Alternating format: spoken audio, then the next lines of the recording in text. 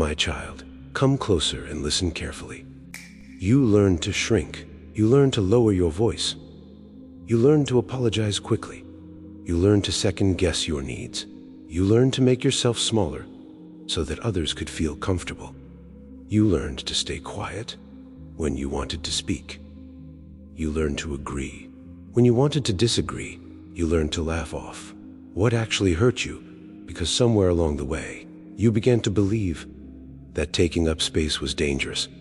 You began to believe that your opinions were too much, that your emotions were inconvenient, that your presence was something you needed to justify.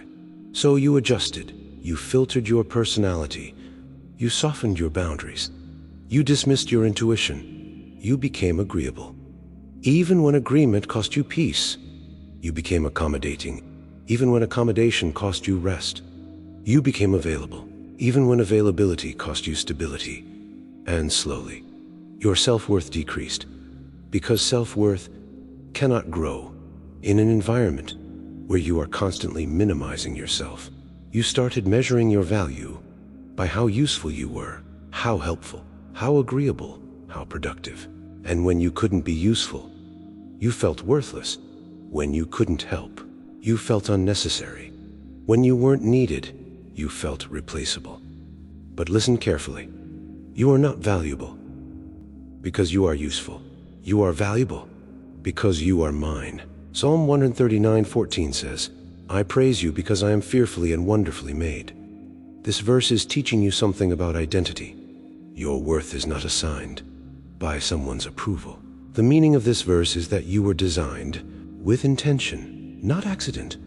Your personality, your perspective, your emotional depth, your sensitivity, none of it is random. None of it is excessive. It is intentional. And intentional creation has inherent value. You do not have to earn it. You do not have to prove it. You do not have to perform for it. Isaiah 4:3-4 says, You are precious and honored in my sight, and I love you. This verse is teaching you that my view of you is not based on performance. The meaning of this verse is that honor is not dependent on your achievements. That is not dependent on how impressive you are, or how useful, or how accommodating. You are honored because you exist, because I created you, because I chose you.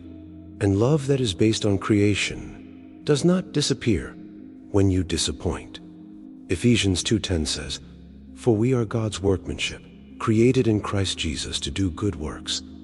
This verse is teaching you that you are not self-made.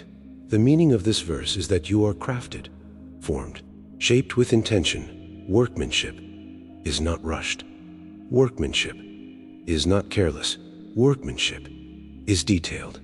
You are not mass-produced. You are developed, and development takes time. Low self-worth convinces you that you are unfinished and therefore unworthy. But unfinished does not mean unwanted. It means in progress. You compare yourself to louder personalities, to more confident people, to individuals who seem certain, and you conclude that something is wrong with you. But comparison distorts value. It highlights difference without recognizing purpose. You were not designed to mirror someone else. You were designed to fulfill something specific. 1 Peter 2:9 says, You are a chosen people, a royal priesthood, a holy nation. This verse is teaching you that selection has occurred. The meaning of this verse is that you are not random. You are chosen. Chosen does not mean you are perfect. Chosen means you are intentional. You may feel overlooked. You may feel underestimated. You may feel like your presence does not matter. But you are not defined by someone else's inability to recognize your value. You are not defined by past criticism. You are not defined by rejection. You are not defined by silence. You are defined by my creation, by my intention, by my choice. Your self-worth is not something you construct alone. It is something you recognize. Recognize in how you were formed. Recognize in what you survived.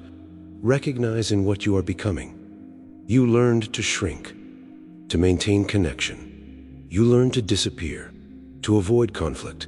You learned to adapt, to stay accepted. But acceptance that requires self-erasure goes not healthy. And I am not asking you to erase yourself to be loved.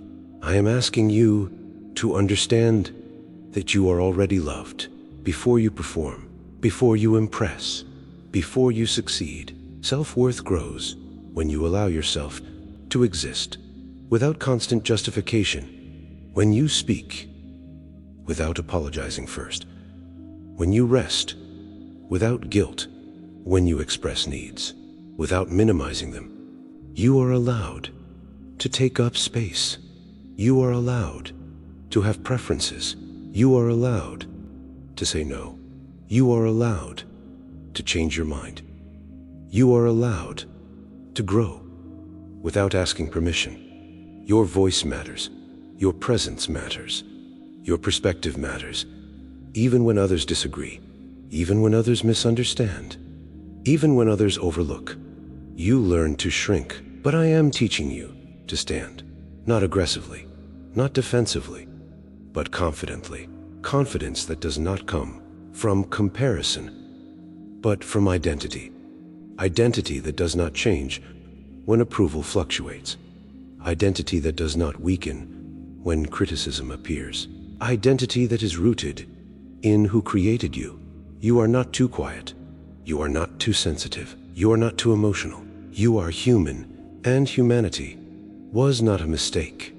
Your self-worth is being rebuilt, not through achievement, but through recognition. Recognition that you are valuable before you prove anything. You do not have to earn what I already assigned, my child. You learn to shrink, but you are learning to exist again, fully, without apology, without hesitation, without fear. You are not too much. You were simply told to be less, and I am restoring your ability to be whole, because you are not what they said. You are who I created, and I am not finished rebuilding you yet.